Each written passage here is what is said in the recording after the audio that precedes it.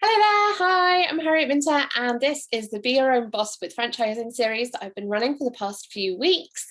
We're talking about all things franchising and particularly how you can get started if you think maybe you want to be your own boss, but you want a bit of support along the way. So we've looked at kind of what franchising is, and we've met some people who have done it. But in this week's episode, we're talking to the money, the people who help you get there. And specifically, we are talking to Andy Brattesani from HSBC. And Andy is the bank's UK head of franchising. So kind of knows everything that there is to know about the funding of a franchise. Hi, Andy. Hi, Harriet. Nice to meet you. Welcome to my office, where I have been stuck for the last 14 months. Are you desperate to get back to the office? Yeah, well, I'm not desperate for the journey because it takes 2 hours to get to Canary Wharf, but it'd be nice to see more people, you know what I mean? I know the feeling. So we're going to talk today about the money side of franchising.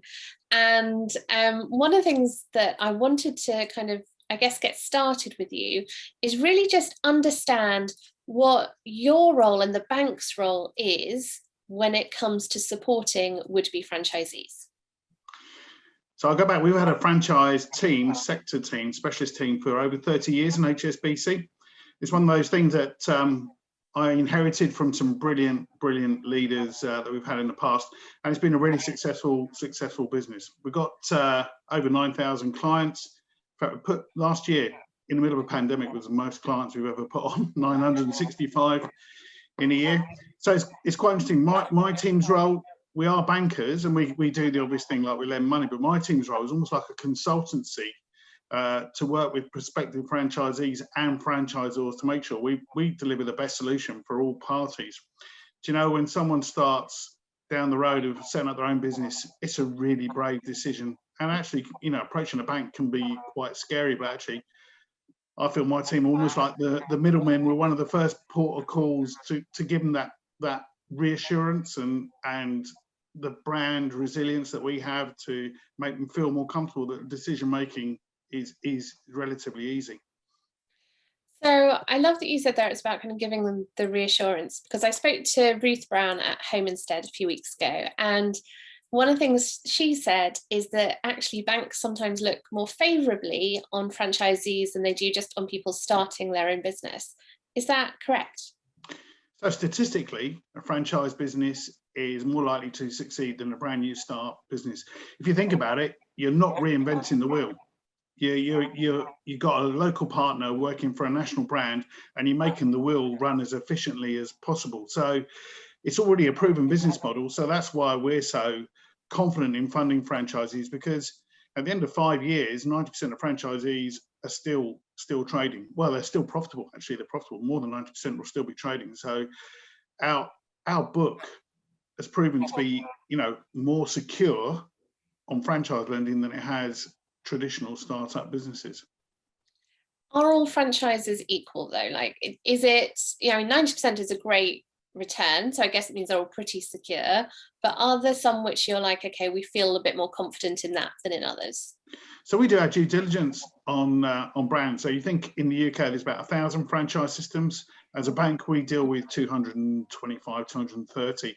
So we do our diligence on those brands before we agree to put our brand against their brand, because actually it's our reputation as well that we do lend against these brands. So are they all equal?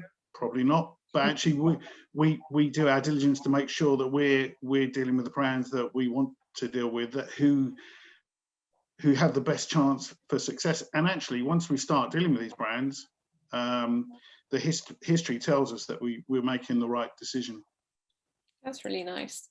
Is there, I like that there's kind of, you know, you see from history that brands kind of have a set of qualities that you know are going to work. Are there a set of qualities in franchisees that you know will work?